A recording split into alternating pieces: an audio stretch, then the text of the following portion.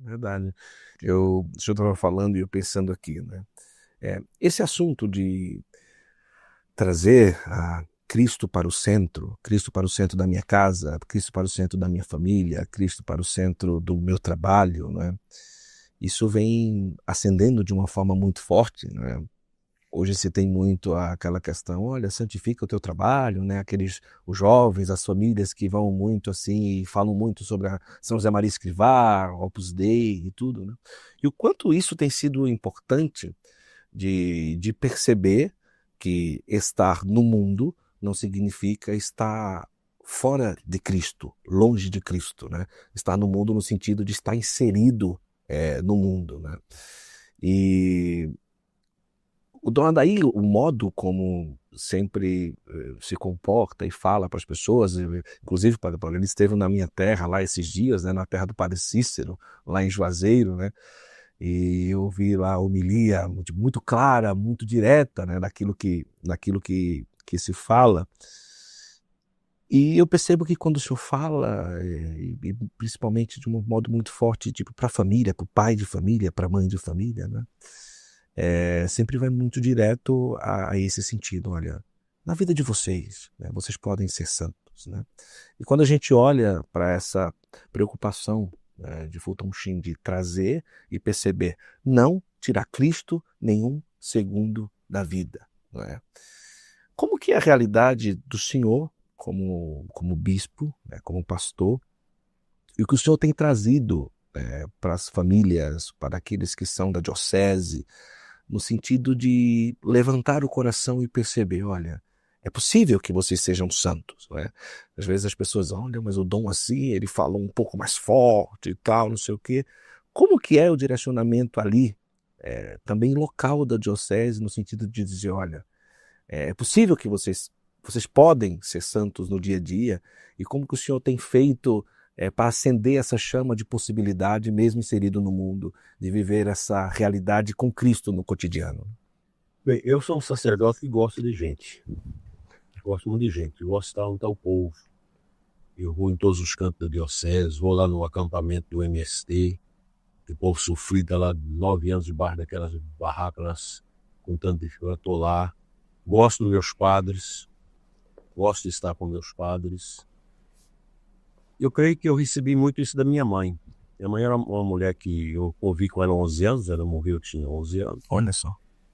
Câncer, companheiro, morreu nas minhas mãos, e ela me ensinou muita coisa. E minha mãe me colocou essa dimensão da fé muito clara no meu coração. Como era uma mulher simples da roça, uma camponesa, mas uma devota de Nossa Senhora do Carmo, ela nasceu no Carmo do Paranaíba, em Minas Gerais, e aquela devoção mariana que te leva a Cristo. O crucifixo, e quando a chuva não vinha, ela mandava a gente levar o crucifixo molhado na água da bica para Deus mandar a chuva. Então aquela centralidade de Cristo. Quando tinha o Natal, ela levava a gente para ver o presépio e nos dava a catequese no presépio. Quando era na quaresma, ela punha a cruz ali, explicava a questão da Via Sacra, e às vezes a gente ia pelo menos uma vez à cidade, que era muito longe, para assistir a Via Sacra, e tudo aquilo eram os mistérios de Deus entrando dentro da vida. Então eu aprendi muito isso. Então eu sou muito do povo. Gosto muito dessas tradições do povo, porque eu cresci vendo minha mãe, que era tiradeira de terço do Rosário lá na nossa região, os terços de São João, o terço de São Pedro, o terço de Santa Luzia, e minha mãe foi colocando isso dentro da gente desde pequeno. Eu cresci com isso. Eu vejo que hoje nós temos esse trabalho de trabalhar a renascença da fé católica. Acho que é um tema muito interessante que eu coloquei na minha vida. São Pio X, ele tinha aquele lema de restaurar tudo em Cristo. Paulo Ricardo aprofunda muito nesses temas grandiosos, né? A gente vê suas palestras e vê quanto que o senhor tem essa capacidade de adentrar esses pórticos tão profundos da reflexão. Porque nós viemos de uma realidade da Reforma Protestante que negou a Igreja, uma Revolução Francesa que nega Cristo, os mestres da suspeita, como dizia São João Paulo II, que nega o próprio Deus, né? Marxismo, essa coisa toda. E hoje nós estamos vivendo um mundo que nega a verdade. Isso não dá certo. A sociedade, num certo momento, começa a perceber que todo esse discurso, toda essa coisa de revolução marxista, toda essa revolução sexual, feminismo, tudo isso não traz o crescimento da pessoa humana, porque despreza a arte, despreza a fé, despreza Deus, despreza o essencial e coloca as pessoas naquilo que é acidental. Infelizmente, isso vai contaminando a vida das pessoas, a tal ponto das pessoas viver um antropocentrismo vazio, centrando tudo na pessoa do homem, bem como tendo uma vida, às vezes, dentro da igreja, pelagiana. Você não conta mais com o auxílio da graça de Deus.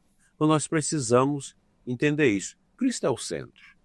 Não há uma resposta ao drama humano fora do mistério da paixão, morte e ressurreição de Cristo. Isso eu já tenho muito claro na minha vida.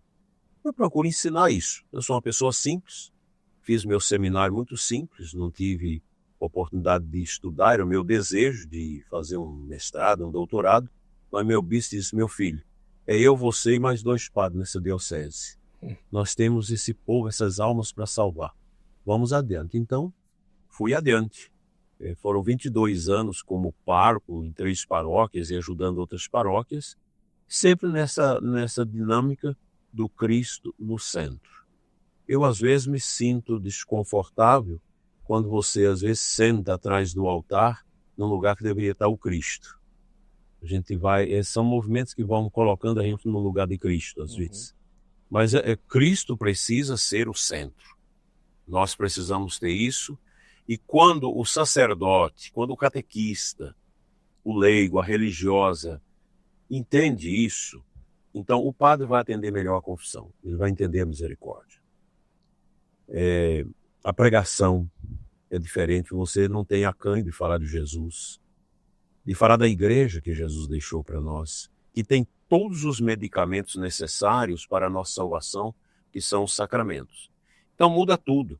O seminarista que entende que Cristo deve ser o centro da sua vida, ele vai se curando para ser um bom padre.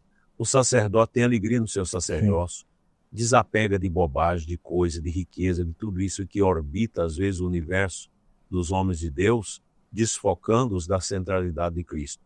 As religiosas que têm uma congregação que entende que Cristo é o centro, o trabalho social que a irmã realiza, ele não é a motivação sociológica, ele não é fruto de opções humanas, de métodos humanos. A catequese, muitas vezes, tocada com métodos educacionais até de colégio. Isso não funciona. Tem que ser nosso Senhor. E a igreja está nos chamando a isso. Eu vejo isso, eu escuto o Papa Leão também pontuar isso, né, essa centralidade de Cristo. É o que nós estamos precisando. Quando Cristo for tudo em todos, então nós podemos dizer, realmente realizamos a nossa missão como nosso Senhor quer e como nosso Senhor nos pediu.